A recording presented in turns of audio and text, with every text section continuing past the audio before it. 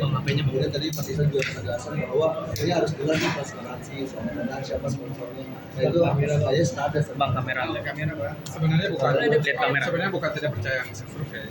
Sebagai masyarakat intelektual kita harus percaya atas hasil riset yang berbasis pada metodologi yang jelas. Jadi cuman kenapa kita dipercaya itu muncul karena di Indonesia ada fenomena yang kurang tegas antara campaign survei atau survei yang punya afiliasi politik atau konsultan politik dengan survei yang benar-benar independen. Itu yang kemudian membuat kadang-kadang bukan saja kami sebagai kandidat, tapi masyarakat itu sudah punya kecenderungan untuk kurang percaya atau antipati karena ada banyak hasil survei itu dimunculkan untuk menggiring opini publik dan itu terkait dengan kepentingan dari pemesan atau orang-orang yang bekerjasama dengan lembaga survei. Itu yang pertama. Yang kedua, kami mau tegaskan lagi bahwa hadirnya calon independen ini itu juga untuk otomatis pada partai politik. Kita tahu partai politik butuh arogan, mereka merasa bahwa hanya lewat jalur partai politik lah seorang bisa berkontestasi. Kita bisa melihat misalnya saya tidak perlu sebutkan nama, tapi ada kandidat yang secara elektability, secara popularity itu sangat mungkin untuk bisa menang secara telak di Jakarta, tapi justru tidak diusung karena partai politik tidak mengusungnya. Ini pembelajaran agar ke depan kita juga tidak hanya bergantung terhadap partai politik, tapi masyarakat bisa mengusung calon sendiri melalui calon independen. Dan di pemilu 2024 ini fenomena, karena kalau Dharma pun tidak ikut berkontestasi, ini satu sejarah buram di demokrasi dan politik election kita. Ada calon independen atau jalur independen tidak dimanfaatkan atau tidak ikut berkontestasi. Jadi Jakarta ini satu-satunya calon independen yang yang berkontestasi di Indonesia, terutama di pemilihan gubernur dan wakil gubernur. Itu saya kira catatan buat kita semua. Tapi bagaimana caranya dari Abang sebagai tim ses 01 untuk meyakinkan masyarakat nih agar untuk memilih calon independen, karena kan elektabilitas setiap survei kan nih selalu di bawah nih Bang. Iya, tentu saja tadi saya sebutkan bahwa hasil survei kerap kali menimbulkan namanya bandwagon effect. Tapi kita berharap bahwa ada underdog effect atau dampak di mana ada kecenderungan pemilih untuk merapat pada kandidat yang dirasa paling lemah.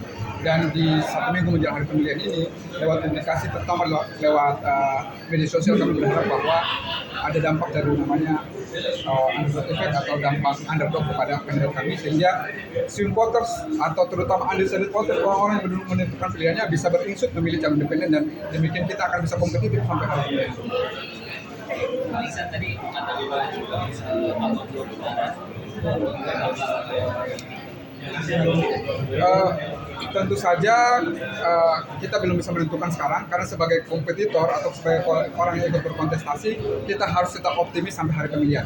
Tapi kalau kemudian ini berjalan 2 putaran, suara atau pemilih dari paslon nomor 2 atau calon independen akan sangat menentukan, karena ketika mereka akan bergeser pada kandidat mana itu kemudian akan memastikan kandidat menang di putaran kedua nanti. Dan itu akan kita tentukan setelah pemilihan putaran pertama selesai dan jelang kita masuk ke putaran kedua.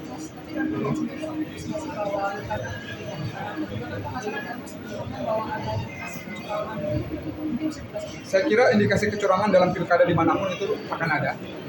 Justru yang disampaikan Bang Dharma itu sebagai semacam early warning ya, peringatan kepada seluruh stakeholder terutama penyelenggara untuk memastikan bahwa pilkada akan berlangsung secara secara jurdil. Tapi kami juga mau bilang bahwa indikasi kecurangan pasti ada, tapi lewat pernyataan itu agar semua lebih awareness, lebih hati-hati akan memastikan bahwa pilkada ini berjalan. Ya, optimis. Kita tentu harus optimis karena undecided voter kita juga cukup besar di semua lembaga survei. Dan pemilih Jakarta ini pemilih yang rasional, pemilih yang well educated, yang mudah terpapar oleh media. Artinya apa? Dalam seminggu ini bisa saja terjadi perubahan yang signifikan terhadap peta politik. Dan kita harus jangan lupa bahwa ada game changer. Misalnya ada sesuatu yang kemudian terkait dengan 2 kandidat, ya kan? Ada persoalan hukum tiba-tiba terkait misalnya, atau ada isu yang sangat mempengaruhi tingkat elektabilitas, bisa saja pasangan kita yang hari ini dianggap underdog itu bisa bahkan muncul naik, dan jangan-jangan putaran kedua itu justru menyertakan Pak Dharma dan Rumah Dana, bukan salah satu di antara 2. Iya. Oke. Terima kasih.